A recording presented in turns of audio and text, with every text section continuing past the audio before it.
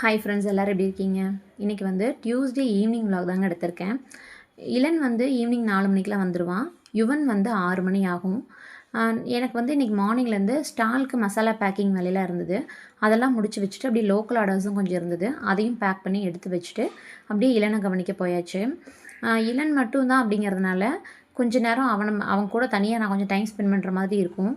நான் பசங்க ஈவினிங் ஸ்கூல்லேருந்து வந்தோடனே மோஸ்ட்லி ஸ்நாக்ஸ்லாம் கொடுக்க மாட்டேன். வந்தோடனே சாதம் கொடுத்துருவேன். இன்றைக்கி வந்து தயிர் சாதம் தான் கொடுத்தேன். எங்கள் பசங்க 2 பேர்த்துக்குமே தயிர் சாதம்னாவே சுத்தமாக பிடிக்காது. அதனால் மஞ்சத்தூள் போட்டு தாளித்து கொடுத்துருவேன். அது தயிர் சாதம்னே தெரியாது. அது என்னமோ சாதம்னு நினச்சி சாப்பிட்ருவாங்க. அப்படியே டீ குடிச்சிட்டு அடுத்தது படிக்க வைக்கிற வேலைக்கு போயாச்சு. இன்றைக்கி வந்து டின்னர் சமைக்கிற வேலை இல்லை. நான் மதியமே சேர்த்து செஞ்சு வச்சுட்டேன். சாம்பார் வச்சு வச்சுட்டேன். டின்னர் சமைக்கிற வேலை இல்லைனாவே அது ஒரு ஆனந்தம் நம்மளுக்கு. என் பையன் வந்து வீட்டையே கழிச்சு போட்டு வச்சுருந்தான். அதெல்லாம் அரேஞ்ச் பண்ணிவிட்டு படிக்க உட்கார வச்சுட்டேன். என் பையனை படிக்க உட்கார வைக்கிறத நினச்சாவே எனக்கு யாருடா இந்த படிப்பை கண்டுபிடிச்சது அப்படிங்கிற மாதிரி இருக்கும். என் பையன் அவ்வளோ டென்ஷன் பண்ணிடுவான். படிக்க உட்காந்தா தான் அம்மா ரெஸ்ட் ரூம் வருது, அம்மா ஸ்நாக்ஸ் சாப்பிட்லாமா, அம்மா பசிக்குது, இது மாதிரி எல்லாம் சொல்லுவான்.